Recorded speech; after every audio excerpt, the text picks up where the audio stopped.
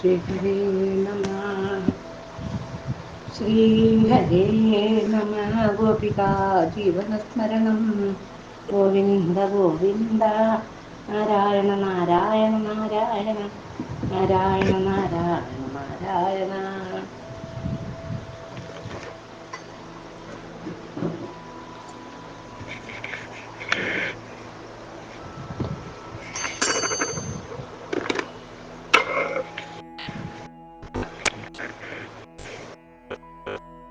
രുചിരസുഗുണരന്ധ്രം രുക്മിണീ പ്രാണയന്ത്രം ശ്രിതജനപരതന്ത്രം ശത്രുശിക്ഷാ സ്വതന്ത്രം ഭവശിഖിമണിമന്ത്രം ഭക്തനിർവാണമന്ത്രം ജപ ജപ ജഡജിഹേ ശ്രീ ഹരിസ്തോത്രമന്ത്രം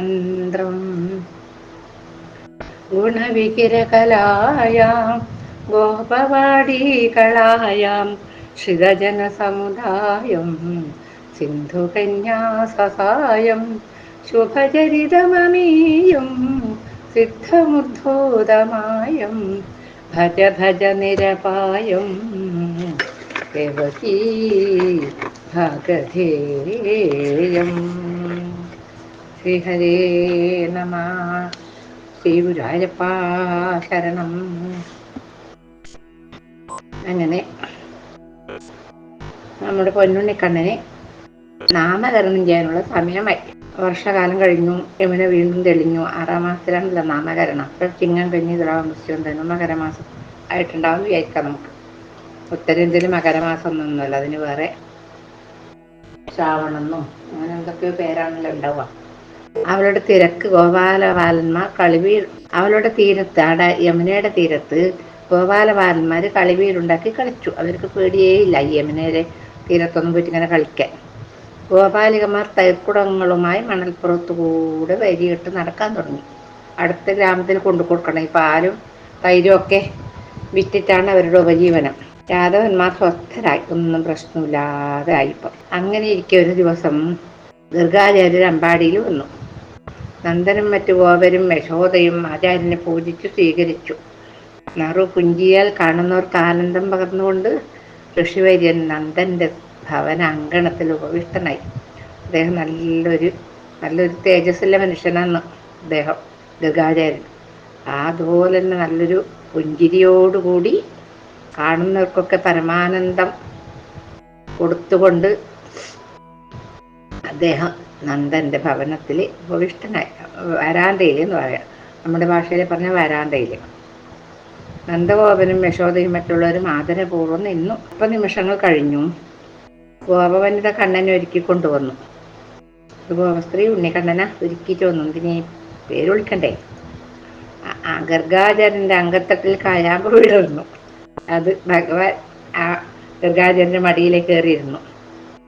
ഇരുത്തി ആചാര്യൻ കേശവന്റെ തലോടി. മായാകൃഷ്ണൻ കണ്ണുകൾ പകുതി അടച്ച് ആചാര്യനിൽ അമർന്നിരുന്നു. ഒരർത്ഥനിമീലിത നേത്രം ആക്കിയിട്ട് അവിടെ ഇങ്ങനെ ഇരുന്നു, സ്വപ്നം കാണുന്ന മാതിരി.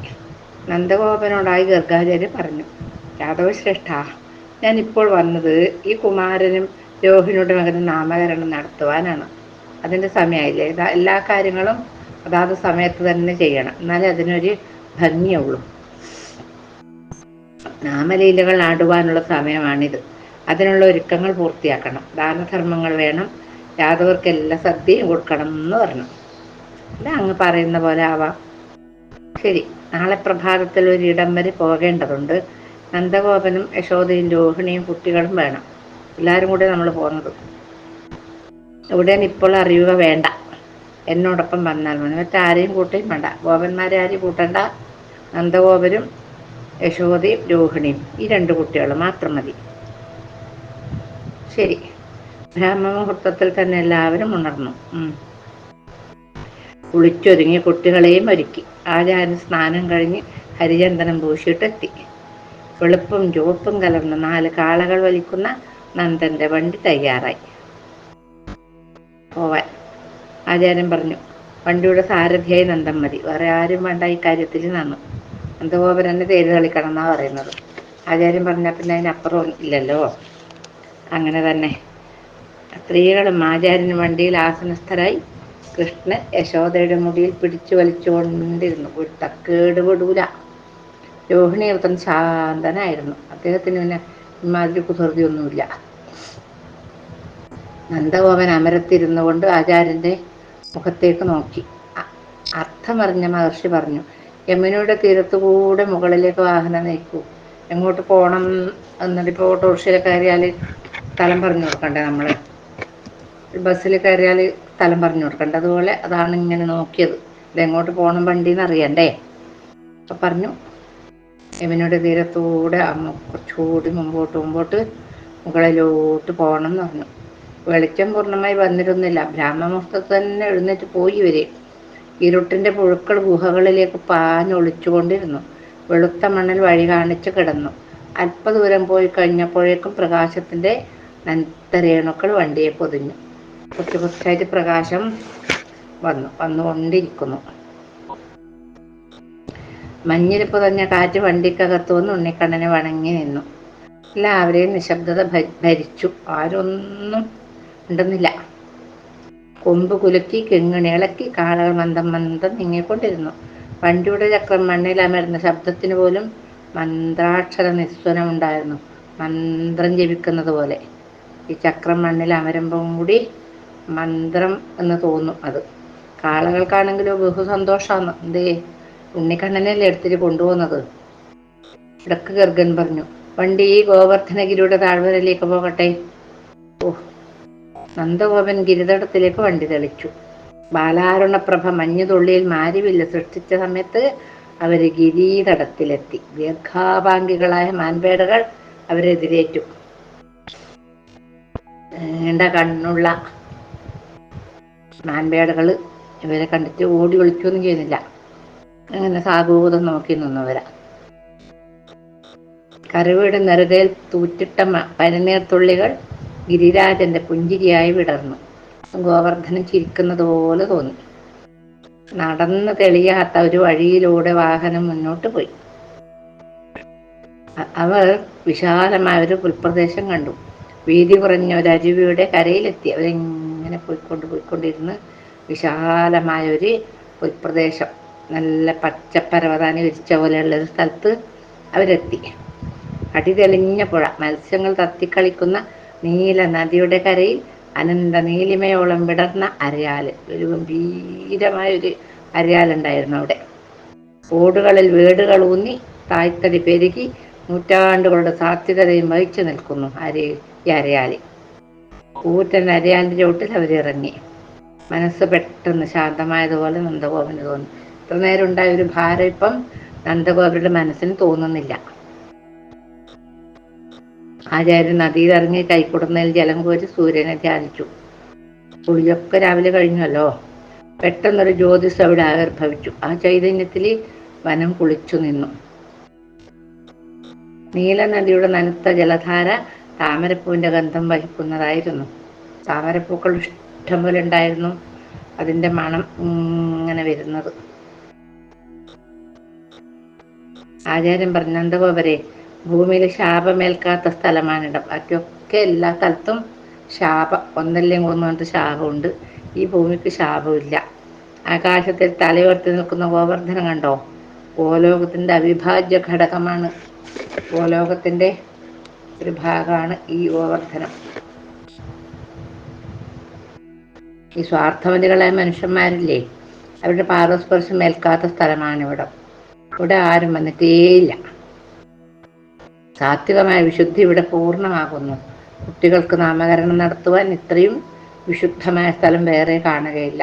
നമ്മുടെ ഭാഗവതം വായിക്കുന്ന ആചാര്യന്മാർ പറയും, പശുത്തൊഴുത്തിൻ്റെ ഒരു മൂലയ്ക്ക് ഇരുന്നു കതിച്ചു അവിടുന്ന് പേര് വിളിച്ചു എന്നൊക്കെയല്ലേ പറയാം. അപ്പോൾ ഇതിൽ പറയുന്നത് ഇങ്ങനെയാണ്. ഗോവർദ്ധനത്തിൻ്റെ താഴ്വരയിൽ അതിവിശുദ്ധമായ ഒരു സ്ഥലത്താണ് നാമകരണം നടന്നത് എന്നാണ് പറയുന്നത്. നന്ദഗോപനും യശോദയും വളരെ രഹസ്യമായി ധരിക്കേണ്ട ഒരു കാര്യമുണ്ട്. അദ്ദേഹം പറയുന്നു, ഗർഗാചാര്യൻ, അതീവ ശ്രേഷ്ഠവും അതിവിശുദ്ധവും പരമനിർവാണമായ ഒരു കാര്യം. അത് പറയുവാൻ സ്ഥലവും സ്വരവും പരിശുദ്ധമാവേണ്ടതുണ്ട്. മായയുടെ നേർത്ത പറാട പോലും ഇതിൽ വരരുത്.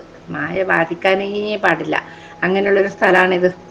മനുഷ്യൻ എന്ന വാക്കിൻ്റെ ഔന്നത്യം എത്ര കണ്ടുയരാമോ അത്രയും ഉയർന്ന രൂപമാണ് നിങ്ങളുടെ കരത്തിലിരിക്കുന്ന കണ്ണൻ. ആ, അദ്ദേഹം മനുഷ്യന്റെ സ്നിഗ്ധഭാവമാണ്, ചാരുരൂപമാണ്, ചിന്തയുടെ ഗുണോത്കരനാണ്, യാദവകുലത്തിന്റെ ഉദ്ധാരകനാണ് അദ്ദേഹം. വിരാട് പുരുഷൻ വിഷ്ണുവിലൂടെ കണ്ണനായി ജന്മമെടുത്തിരിക്കുകയാണ്. അവ്യയനും അച്യുതനും ഹരിയും ഈ ശ്രീഹരി ധർമ്മസാക്ഷാത്കാരമാണ്. മന്നോർമണികളും വാനോർമണികളും പൂജിച്ച് ആരാധിക്കുന്ന ദിവ്യപുരുഷനാണിത്. രാക്ഷസ നിഗ്രഹത്തിനായാണ് ഇദ്ദേഹം ഇപ്പോൾ ഇവിടെ ജനിച്ചിട്ടുള്ളത്. ഈ ഭാവം നിങ്ങൾ അറിയണം. അതിനാണ് ഞാൻ ഈ സ്ഥലത്തേക്ക് നിങ്ങളെയും കൊണ്ട് വന്നത്. കംസാദികളെ കൊന്ന് ഭൂമിക്ക് ഭാരം തീർത്ത് അവളെ ഔഷധധന്യയാക്കുകയാണ് ലക്ഷ്യം. ഭൂമിയെ ഒന്നുമില്ലല്ലോ ഭൂമിയിൽ, എല്ലാം ഈ കംസനെ പോലെ ഇയാൾ മുടിച്ച് മൂലച്ഛേദം വരുത്തിയിട്ടുള്ളത്. നമ്മൾ വെറും നിമിത്തങ്ങൾ മാത്രം. അതറിയാതെ ഇരിക്കുകയാണ് അവിദ്യ. ഒന്നും അറിയുന്നില്ല അവിദ്യ ആയതുകൊണ്ട്.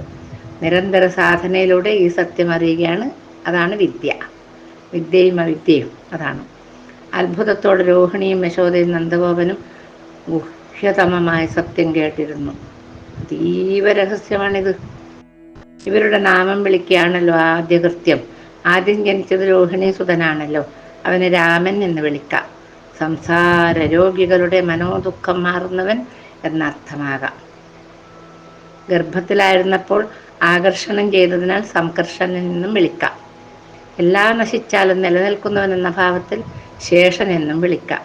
ബലവാനായതിനാൽ ബലരാമൻ എന്നും വിളിക്കുവിൻ. മംഗളകരനായാൽ ബലഭദ്രൻ എന്നും വിളിക്കാം. രോഹിണിയുടെ മകനെ തൊട്ട് ആചാര്യൻ ഇത് പറഞ്ഞു. കുറേ പേര് വിളിച്ചു ഒരു കുട്ടിക്ക് തന്നെ. അതിനുശേഷം ഗർഗാചാര്യൻ ശ്രീകൃഷ്ണ ഉണ്ണിക്കണ്ണനെ മടിയിലിരുത്തി. വനസ്ഥലിയിൽ കോകനന്ദപ്പൂവിൻ്റെ കാന്തിയും കായാപൂവിൻ്റെ ചാരുതയും കലർന്ന് കണ്ണനങ്ങനെ ശോഭിച്ചു അദ്ദേഹത്തിൻ്റെ മടിയിൽ. ഗർഗനൊരു നിമിഷം നിശബ്ദനായിരുന്നു. എന്ത് പറയണമെന്ന് അറിയുന്നില്ല അദ്ദേഹത്തിന്. എന്നിട്ട് പറഞ്ഞു, അസാമാന്യ നാമധാരിയാണിവൻ. പ്രപഞ്ചത്തിലെ ഏത് നാമവും ഇവൻ്റേതാണ്. എല്ലാം എന്ത് പറഞ്ഞാലും അത് സഹസ്രനാമം. കാരണം നാമരഹിതനാണിവൻ. രണ്ടാമതൊരുത്തൻ ഇവനെ പോലെ ഇല്ലാത്തത് കൊണ്ട് നാമം തന്നെ ഇവൻ എന്തിന്? ഭൗതിക ജീവിതത്തിൽ ഇവന് പേര് വേണം, അത് വേണമല്ലോ. ഭൗതിക ജീവിതത്തിലാകുമ്പോൾ പേര് വേണമല്ലോ, അല്ലെങ്കിൽ ഇവന് പേര് വേണ്ട. അതുകൊണ്ട് കൃഷ്ണ എന്നിവനെ വിളിക്കുന്നു. കമലാകാന്തൻ്റെ കകാരവും ശ്രീരാമനിൽ നിന്ന് ഋകാരവും സ്വീകരിച്ച് കൃ എന്ന അക്ഷരം ഉണ്ടായി. ഷഡ്ഗുണപതിയായ ശിവനിൽ നിന്ന് ഷകാരവും നരസിംഹമൂർത്തിയിൽ നിന്ന് ണകാരവും സ്വീകരിച്ച് ഷ്ണ ആയി. അഗ്നിഭുക്കിൻ്റെ അക്ഷരത്വത്തിൽ നിന്ന് അകാരവും നരനാരായണന്മാരിൽ നിന്ന് വിസർഗവും ഉൾക്കൊണ്ട് കൃഷ്ണ എന്ന നാമം ജനിക്കുന്നു. ഈ പേര് ഇവന് ഞാൻ ഉണ്ടാക്കിയതല്ല കേട്ടോ. ഞാനിപ്പോൾ ഒരു പേരുണ്ടാക്കി വിളിച്ചതൊന്നുമല്ല. ഈ നാമവും ഭഗവാനെ പോലെ അനാദിയാണ്. പണ്ടേ ഉള്ളതാണ് ഈ പേര്. ഞാൻ ഉൾപ്പായിട്ട് വിളിച്ചതൊന്നുമല്ല. ഗർഗൻ അങ്ങനെ തുടർന്നു. പൂർണ്ണ അവതാരങ്ങളെല്ലാം ഈ നാമത്തിൽ യോജിക്കുന്നു. കൃഷ്ണവർണ്ണവും ഈ കുട്ടിക്ക് യോജിക്കും. കൃതാദിയുഗങ്ങളിൽ വെളുപ്പ്, ചുവപ്പ്, മഞ്ഞ എന്ന നിറങ്ങൾ യോജിക്കും. ഓരോരോ യുഗത്തിൽ ഓരോരു നിറത്തിലാണ് ഭഗവാൻ ഉണ്ടായതെന്ന് പറയുന്നു. ദ്വാപരാന്തത്തിൽ കലിയുഗാരംഭത്തിൽ ശ്യാമളവർണ്ണമാണ് യോജിക്കുന്നത്. ഇവനെ വാസുദേവൻ എന്ന് വിളിക്കും. വസുക്കൾ ഇന്ദ്രിയങ്ങളും അവരുടെ ദേവത മനസ്സുമാകുന്നത് കൊണ്ട് ഈ പേരും അന്വർത്ഥമാണ്.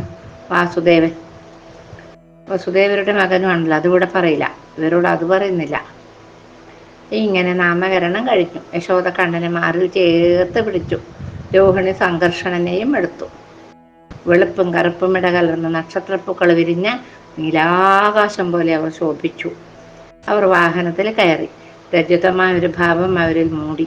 ഗർഗന്റെ വാക്കുകളിൽ കണ്ണൻ യദുകുലത്തിന്റെ ഉദ്ധാരകനാണെന്ന സത്യം മാത്രം അവർ ഓർത്തുവാക്കിയൊക്കെ മായ കൊണ്ട് മറച്ചു. ഒന്നുമില്ല. കടലിൽ തിരകൾ പോലെ നൈതിക സത്യം മൂലപ്രപഞ്ചത്തിൽ അണിചേർന്നു. അവർ മടങ്ങിയെത്തി. ആചാര്യൻ മധുരയ്ക്ക് യാത്രയായി. വിശേഷാൽ പൂജകൾ നടത്തി നന്ദഗോപൻ യാദവർക്ക് ധാരാളം സമ്മാനങ്ങളും നൽകി. അവരൊന്നും അറിയുന്നില്ലല്ലോ ഈ പോക്കും വരവിൻ്റെ ഉദ്ദേശം. അപ്പോൾ കൃഷ്ണനും ബലരാമനും അമ്പാടിക്കുട്ടന്മാരായി. അമ്പാടിക്കുട്ടന്മാർ. പിന്നെ ഇയാൾ തുടങ്ങും ഒരു കുത്തക്കേട് തുടങ്ങുന്നതാണ് ഇനി ബാലലീലയാണ് വർണ്ണിക്കുന്നത്. കേശവനേക്കാൾ ഒരു വയസ്സ് കൂടുതലാണ് ബലരാമന്. അല്പം തടിച്ച ശരീരവുമാണ് അദ്ദേഹത്തിന്. വെളുത്ത് തടിച്ചിട്ടൊരു കുട്ടപ്പൻ. നമ്മളെ മനസ്സിൽ ആ ഒരു രൂപം വരുന്നുണ്ടല്ലോ ഇപ്പോൾ. രണ്ടുപേരും ഒന്നിച്ചാണ് വളർന്നത്. ബലഭദ്രനെ മധുരയിലേക്ക് കൊണ്ടുപോയ ശരിയാവുകയില്ലെന്ന് രോഹിണിക്കറിയാം.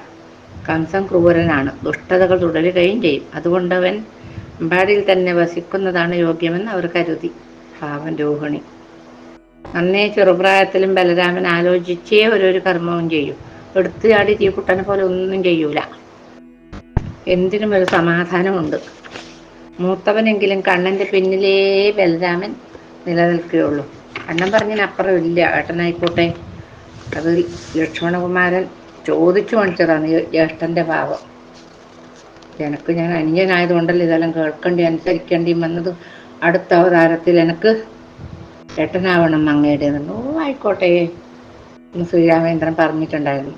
അതാണ് ഇവിടെ ഏട്ടനായിട്ട് വന്നത്. എന്നിട്ട് എന്താ കാര്യം? ഒന്നുമില്ല.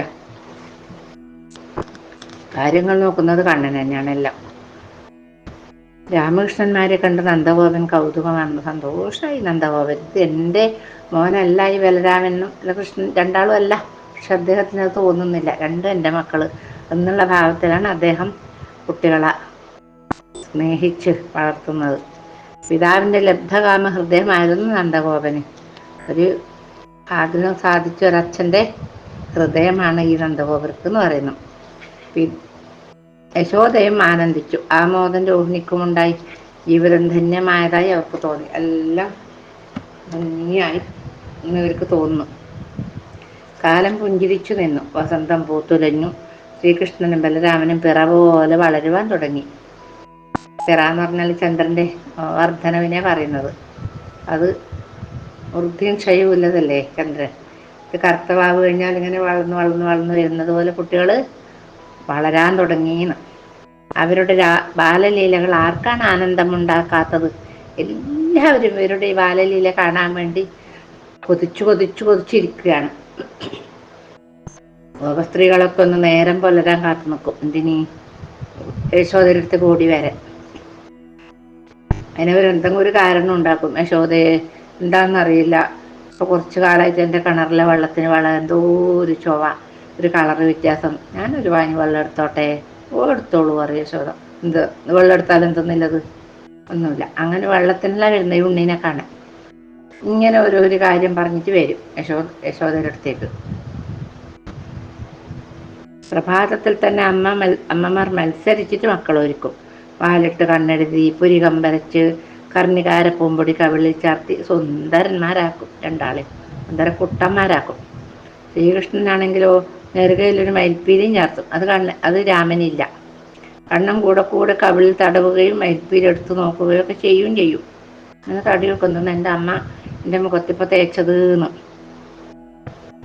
പീതാംബരം ധരിച്ച് ഓടക്കോലുമായി കണ്ണനെ മാതാവ് പൂമുഖത്ത് കിടത്തും. ഓടക്കോലും കയ്യിൽ തന്നെ കൊടുക്കും. ബലരാമനടുത്ത് തന്നെ കിടക്കും. രണ്ടാളും കൂടി ഇങ്ങനെ കിടക്കും. രാവിലെ കുളിച്ച് കുട്ടപ്പന്മാരായിട്ട് കിടക്കും. ഇങ്ങനെ കണ്ണൻ്റെ കണ്ണിൽ പ്രപഞ്ചം തുടിച്ചു നിൽക്കും.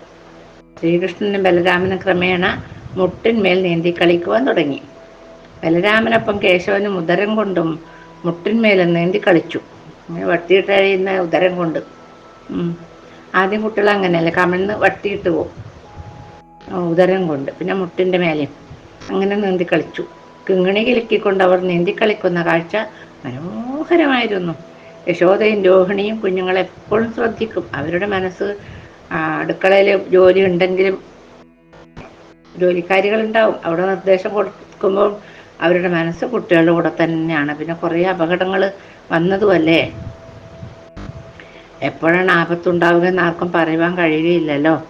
മണ്ണിലും ചെളിയിലും ഇഴഞ്ഞു നടക്കുമ്പോൾ ആരെങ്കിലും എത്തിയാൽ പേടിച്ചരണ്ടവർ വാവിട്ട് കരയും. ഉടനെ യശോദ ഓടി വരും. പേടിച്ചു വിറക്കുന്ന കുഞ്ഞുങ്ങളെ ആശ്വസിപ്പിക്കും. ഇല്ല കേട്ടോ, പേടിക്കണ്ട കേട്ടോ, ഒന്നുമില്ല എന്ന് പറഞ്ഞിട്ട് എടുത്തു കൊണ്ടുപോയിട്ട് കുട്ടികളെ കഴുകിച്ച് വൃത്തിയാക്കും. ചേറുപുരണ്ട കുഞ്ഞുങ്ങളെ എടുത്ത് യശോദ വീണ്ടും കുളിപ്പിക്കും. പട്ടിൽ തുടച്ച് അവരെ വീണ്ടും ഭവനത്തിനങ്കണത്തിൽ കിടത്തും. പുഞ്ചിരി റഞ്ചുന്ന കണ്ണൻ്റെ മുഖം കണ്ടാൽ യശോദക്കൊന്നും അടുക്കള പണിയെടുക്കണം തോന്നലേ ഇല്ല ഇപ്പൊ. എത്ര നേരം കണ്ണൻ്റെ അടുത്തിരുന്നാൽ അവർക്ക് മതിയാവുകയും ഇല്ല. കുസൃതിയാണ് കണ്ണൻ, മഹാവികൃതി. ബലരാമന് യാതൊരു വികടത്തരവും ഇല്ലാതാനും. വെറുതെ കാല് കുടഞ്ഞ് കരയുകയില്ല. ഓരോ നിമിഷത്തിലും കണ്ണനെ സൂക്ഷിക്കുകയാണ് തൻ്റെ കൃത്യമെന്ന് തോന്നും ബലഭദ്രൻ്റെ കർമ്മങ്ങൾ കണ്ടാൽ. ഞാൻ ഏട്ടനല്ലേ, ഞാനല്ലേ എൻ്റെ അനിയനെ നോക്കേണ്ടത് എന്നുള്ളൊരു ഭാവത്തിലാണ് ബലഭദ്രസ്വാമി. സത്യത്തിൻ്റെ മുഖം ഹിരൺമയമാണ്, സ്വർണം പോലെ. അത് മുഴുവൻ ആർക്കും കഴിയുകയില്ലല്ലോ. രാമനും കൃഷ്ണനും പിച്ച വെച്ച് നടക്കുവാൻ തുടങ്ങി. പിച്ച അവർ പിന്നെയും വളർന്നു. മാസങ്ങളിങ്ങനെ കടന്നു പോകുമ്പോൾ നടക്കാൻ തുടങ്ങി. വളരെ പാടുപെട്ടാണ് അവർ എഴുന്നേറ്റ് നിൽക്കുവാൻ തന്നെ പഠിച്ചത്. അപ്പോൾ വീഴും, എഴുന്നേറ്റ് നിൽക്കുമ്പോൾ വീഴും. എത്ര പ്രാവശ്യം വീണു, എത്ര പ്രാവശ്യം കരഞ്ഞു. പ്രപഞ്ചലീലകൾ അനുകരിക്കുവാൻ ഭഗവാൻ എല്ലാ നാടകവും, എന്തൊക്കെ നാടകം ആടാൻ പറ്റൂ അതെല്ലാം ആടാൻ തുടങ്ങി. പിച്ച വെച്ച് കളിക്കുവാൻ തുടങ്ങിയതോടെ രാമകൃഷ്ണന്മാർക്ക് കളിക്കൂട്ടുകാരും ഉണ്ടായി. ആരാ? പൂവാലി പശുക്കിടാങ്ങൾ, അതാണ് കളിക്കൂട്ടുകാർ. പൂച്ചകൾ, അതുപോലെ വാനരന്മാർ. തങ്ങൾക്ക് കിട്ടുന്നത് പകുതി അവർ പൂച്ചകൾക്കും കുരങ്ങന്മാർക്ക് എറിഞ്ഞു കൊടുക്കും. എന്തെങ്കിലും കിട്ടിയ വെണ്ണയൊക്കെ കിട്ടിയാൽ ഇതാ കുറച്ച് കൊടുക്കും അവർക്ക്, ഒറ്റക്ക് തിന്നൂല. ചിലപ്പോൾ അവരോടൊപ്പം മാർജാരന്മാരെയും വാനരന്മാരെയും ഇരുത്തും. അവർക്ക് വിളമ്പിയേ തങ്ങൾ കഴിക്കുകയുള്ളൂ. അവരെയും വിളിച്ചിരുത്തും, വാ ഭക്ഷണം കഴിക്കാലോ, വാ തിന്നാലോ എന്ന് പറഞ്ഞിട്ട്. അവർക്ക് ആദ്യം കൊടുത്താലേ കണ്ണനുണ്ണൂലോ. അങ്ങനെയൊക്കെയാണ്. അതാണ് ദാനത്തിൻ്റെതൊക്കെ പഠിപ്പിക്കുകയും അമ്മമാർക്കൊക്കെ. വെണ്ണയായാലും പാലായാലും തേനായാലും കൂടിയ പങ്ക് മൃഗങ്ങൾക്കായിരിക്കും. ഈ മൃഗസ്നേഹം കൊണ്ട് യശോദ പറഞ്ഞു, ഉണ്ണികൾ ദീനദയാലുക്കളാണ് കേട്ടോ. ഇങ്ങനെ വെറുതെ ഒരു ഉണ്ണികളല്ല. അവർക്ക് എന്താന്നൊക്കെ എല്ലാവരെയും ഒരുപോലെ കാണുന്ന മനസ്സാണ് അവർക്ക്. പക്ഷഭേദമേ ഇല്ല അവർക്ക്. പക്ഷഭേദം ഭഗവാനില്ല നിർണയം. അത് കേട്ട് കണ്ണൻ ചിരിക്കും. കണ്ണനുണ്ടോ താരതമ്യ ഭേദം? ഗോപികമാർ പാല് വാങ്ങുവാനെത്തിയാൽ പോവുകയേയില്ല. ഇത് നോക്കിക്കൊണ്ടിരിക്കും. കണ്ണൻ്റെ പശു ഇല്ലാതെ വീടുണ്ടാവുമല്ലോ, അവർ ഇവിടുന്നാണ് പാല് വാങ്ങുക. കണ്ണൻ്റെ കളി ഇങ്ങനെ കണ്ടു നിൽക്കും. ആരെ കണ്ടാലും കേശവൻ ചിരിക്കും. പുഞ്ചിരിയാകുന്ന നിലാവിൽ നെഞ്ചകം കുളിർക്കുന്നവർക്ക് പിന്നെ എങ്ങനെ പോകാൻ പറ്റുക? അവർക്ക് പോകണമെന്നേ തോന്നൂല. അവിടെ അടുക്കളയിൽ ദോശക്കല്ലോ ചായക്ക് വെള്ളം തമ്പിച്ച് അവിടെ കിടക്കട്ടെ, കരിയട്ടെ, പോവില്ല. കരം നീട്ടി ചെഞ്ചുണ്ട് വിളർത്തി വരുന്നവരുടെ മുമ്പിലേക്ക് കണ്ണൻ നീങ്ങും. ബാ എന്നെടുത്തോ. ആ മൃദുമയിൽ തൊടുവാൻ ഏത് ഗോപിക്കാണ് ആഗ്രഹം വരാത്തത്? അവർ ആനന്ദത്തോടെ മാധവനെ എടുക്കുവാനായുമ്പോഴവൻ പുറകോട്ട് പോയി കളയും, ഇല്ലെങ്കിൽ കരയും. അടുത്തേക്ക് പോവും, എടുക്കാൻ നോക്കുമ്പം പുറകോട്ട് പോവും. യശോദയും രോഹിണിയും വീട്ടുജോലികൾ പോലും മാറ്റിവെച്ച് കണ്ണനെ രാമനെ നോക്കി അവരുടെ പിന്നാലെ നടന്നു. അല്പകാലം അങ്ങനെ കഴിഞ്ഞു. പിന്നെ അവർ ഓടിച്ചാടി കളിക്കാൻ തുടങ്ങിയില്ല. കുറച്ചുകൂടി വലുതായി.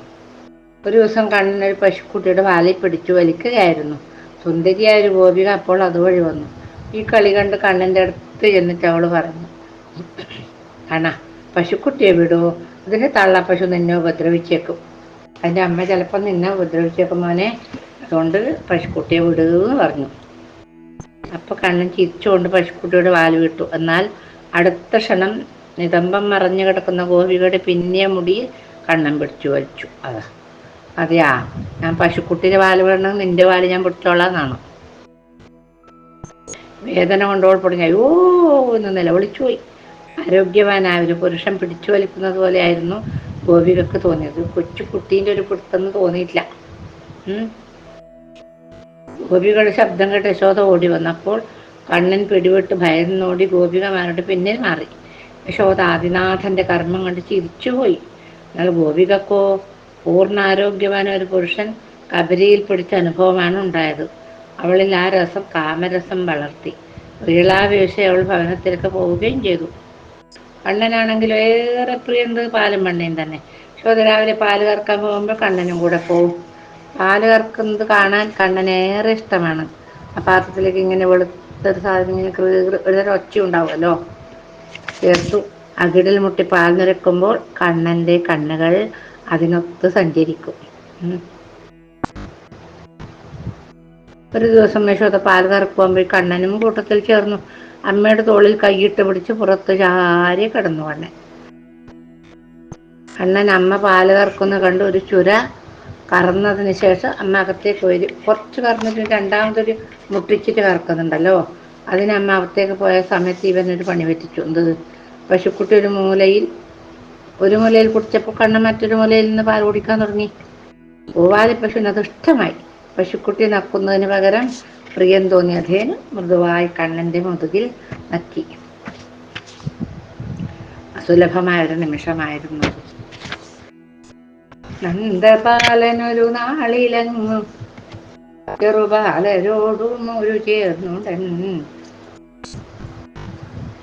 ചന്തമോടയഥ ജ്യേഷ്ഠനെ സപതി കൂട്ടിടാതെ പശു മേൽക്കുവാൻ കാട്ടിലേക്ക് പരമോത്സുകാൽ നടനമങ്ങു ചെന്നു. വിരവോടും അക്കൂട്ടരന്നു വരെ കണ്ടിടാതൊരു സ്ഥലം തിരഞ്ഞു നടകൊണ്ടു തേ